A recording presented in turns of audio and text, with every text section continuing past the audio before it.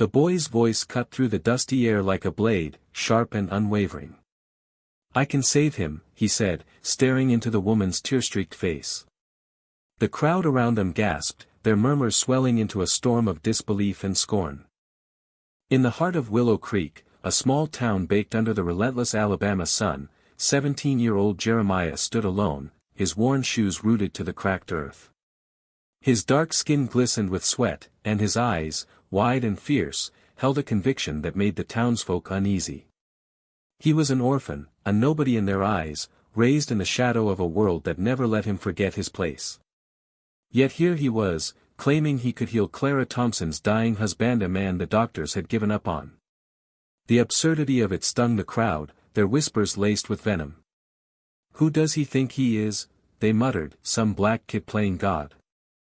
Clara, a woman in her late 40s with graying hair and a face etched with grief, clutched her shawl tightly.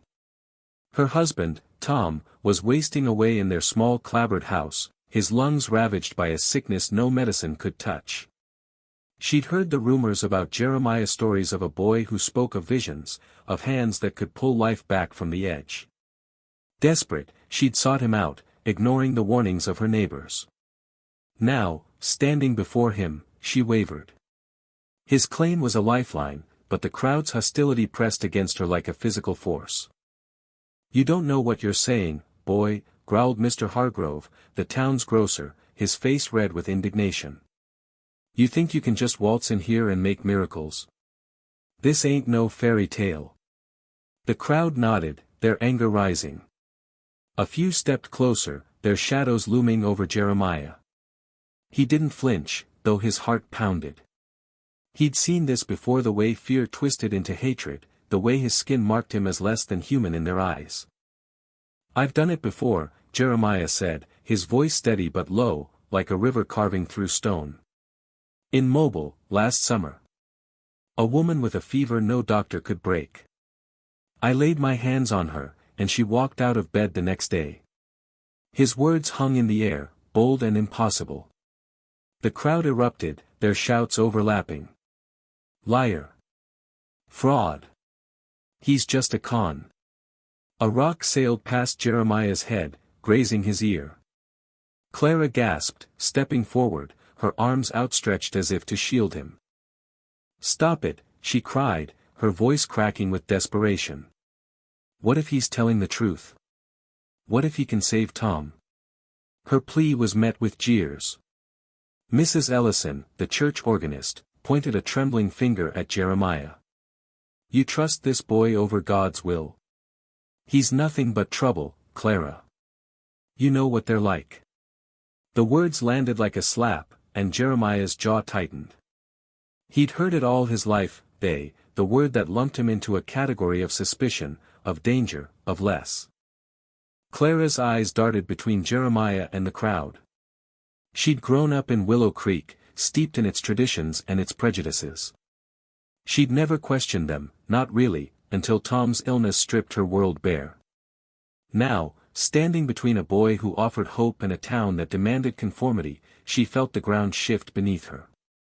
"I don't know what to believe," she admitted, her voice barely above a whisper. "But I can't lose him. I can't." Jeremiah stepped closer, his gaze locking with hers. "Let me try, Miss Clara. If I fail, you lose nothing. But if I'm right," he trailed off, letting the possibility hang. The crowd's anger surged again, but Clara raised a hand, silencing them.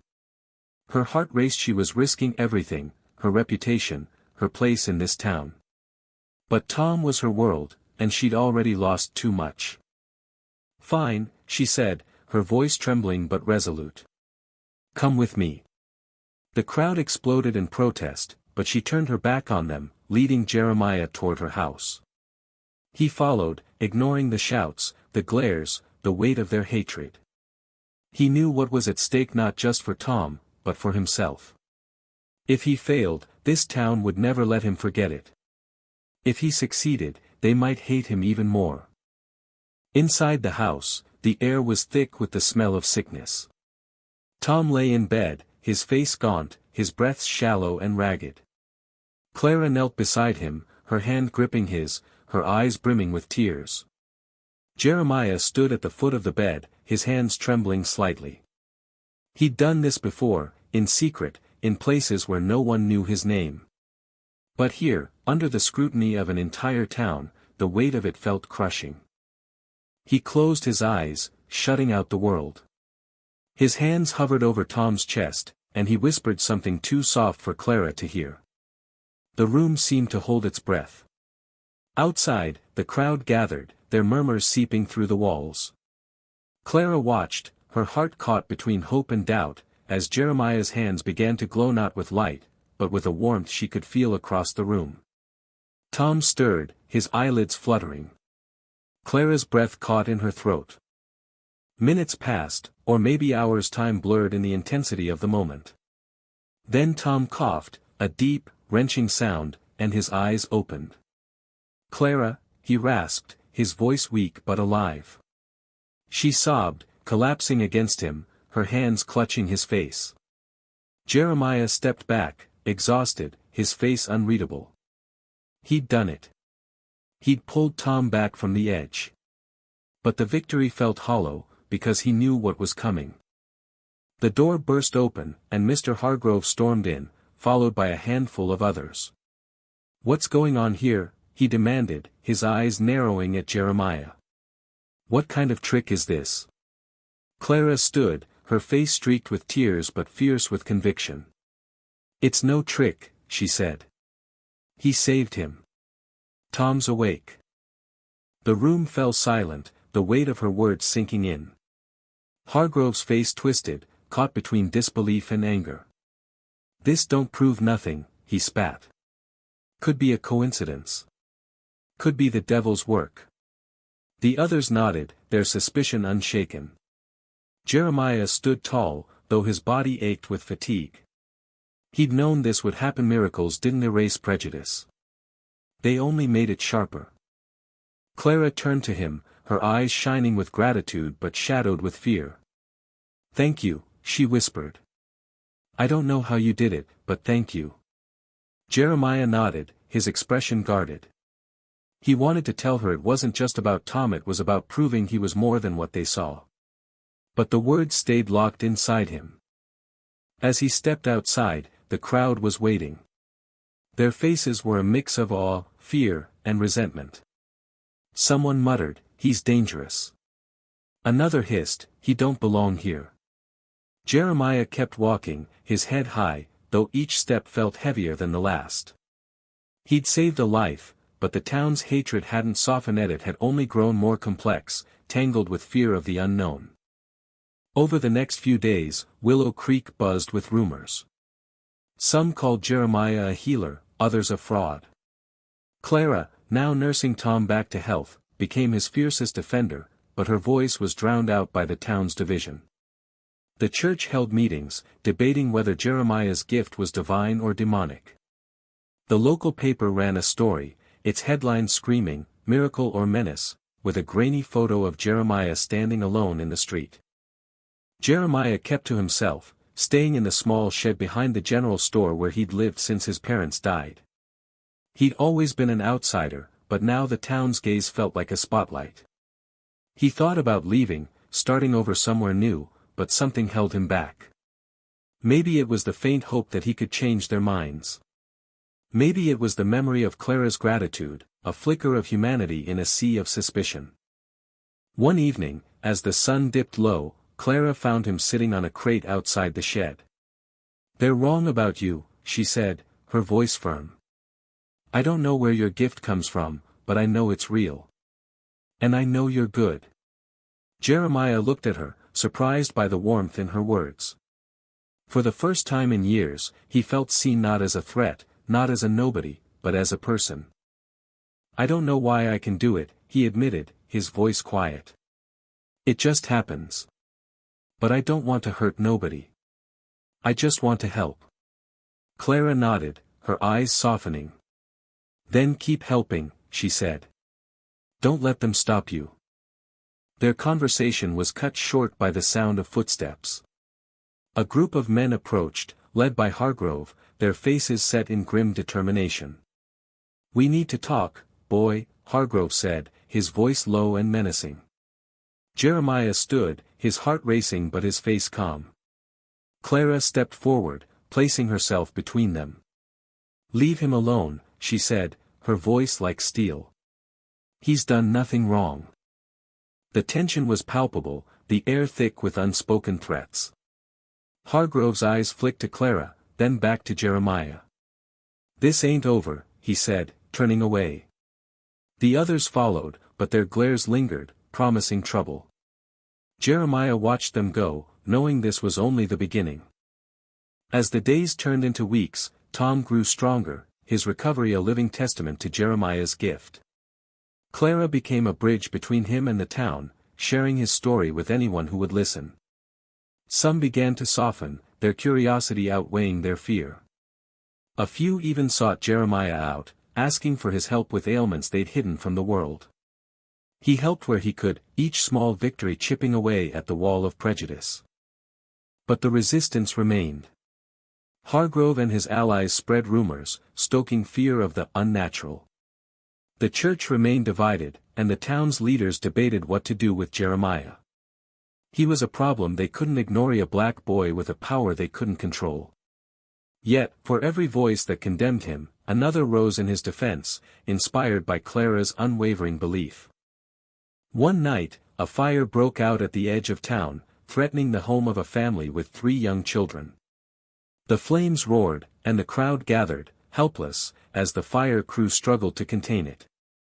Jeremiah arrived, his heart pounding, and without hesitation, he ran toward the house. The crowd shouted for him to stop, but he didn't listen. Inside, he found the youngest child, a girl no older than 5, trapped under a fallen beam. His hands glowed again, not with healing this time, but with a strength he didn't know he had. He lifted the beam, pulling her to safety just as the roof began to collapse. The crowd fell silent as Jeremiah emerged, the girl in his arms, unharmed. Clara rushed forward, tears streaming down her face, and took the child from him. The family's mother sobbed, clutching her daughter, and for the first time, the town saw Jeremiah not as a threat, but as a hero. Even Hargrove's face softened, though he said nothing. In that moment, something shifted in Willow Creek. Not everyone was convinced. Prejudice ran deep, and change was slow. But the seed of doubt had been planted. Maybe Jeremiah wasn't the enemy they'd made him out to be. Maybe he was something more. The fire's aftermath left Willow Creek in a fragile truce. Jeremiah's act of bravery had stunned the town, forcing even the most stubborn to reconsider their hatred. The image of him emerging from the flames, the young girl cradled in his arms, was burned into their minds. Whispers of his courage spread, mingling with stories of Tom's recovery. Yet, for every heart softened, others hardened, unwilling to let go of old fears. Jeremiah felt the weight of their divided gaze, but he refused to hide. He'd spent too long in the shadows. Clara became his anchor, her home a sanctuary where he could breathe without judgment. She'd taken to inviting him over, sharing meals and stories of Tom's improving health. Tom, now able to sit up and talk, was a living miracle, his gratitude toward Jeremiah unspoken but clear in his eyes. "You gave me my life back," he said one evening, his voice rough but earnest. Jeremiah ducked his head, and used to praise. "Just did what I could, Mr. Thompson," he replied, his words simple but heavy with truth. Outside Clara's home, the town churned with tension.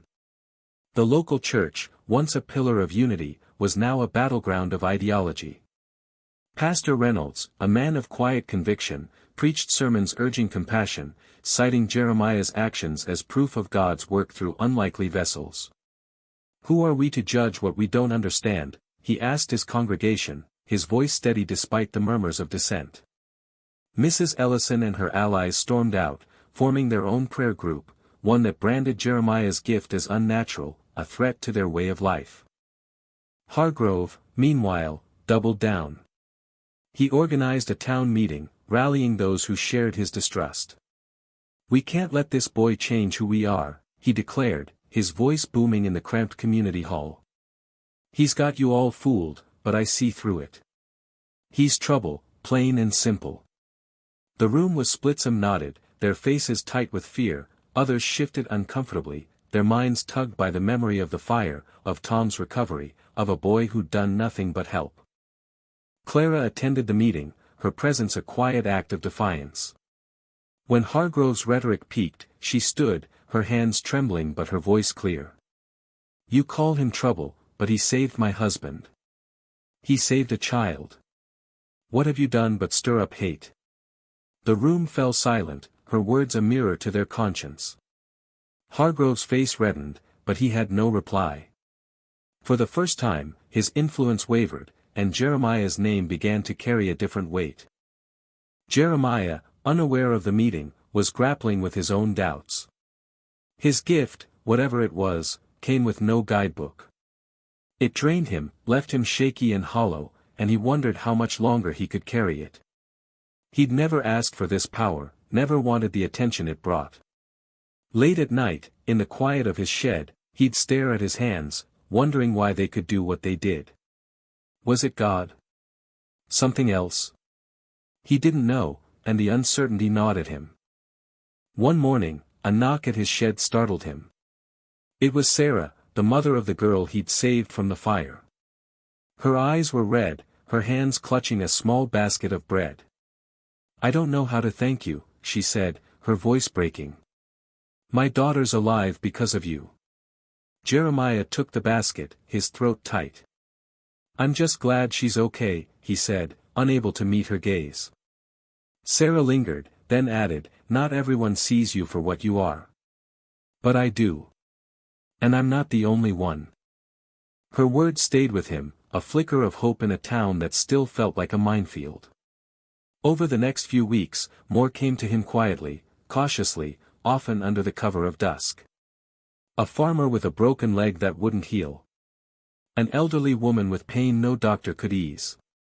Jeremiah helped them, his hands working their quiet magic, each success a small rebellion against the town's prejudice.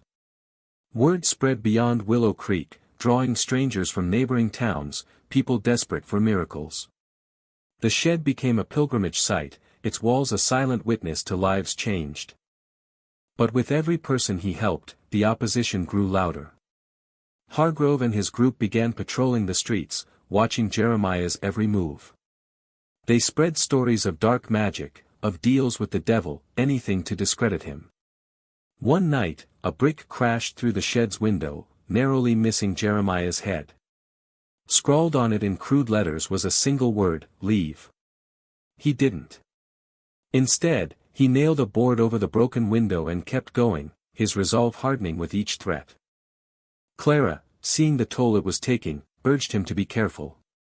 They're scared of what they don't understand, she said, her voice heavy with worry. And scared people do stupid things. Jeremiah nodded, but his eyes were distant. I can't stop, Miss Clara. If I do, they win. And I'm tired of losing.